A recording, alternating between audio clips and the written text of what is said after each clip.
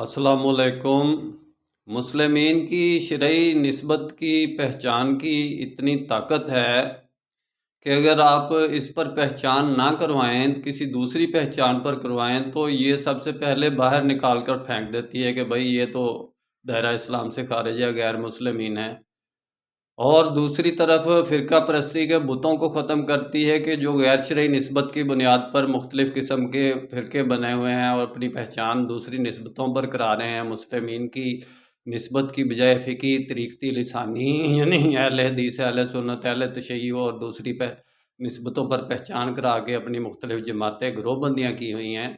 इनकी ताकत को मुस्लिमीन की एक ज़रबे कारी यानी कि शरई निस्बत की कि अल्लाह ने हमारा नाम मुस्लिमीन रखा है, आपस में हम एक हैं, करती है। और ये जोड़ने वाली है, मुस्लिमीन की शरई निस्बत जोड़ने वाली है, बाकी निस्बतें काटने वाली हैं।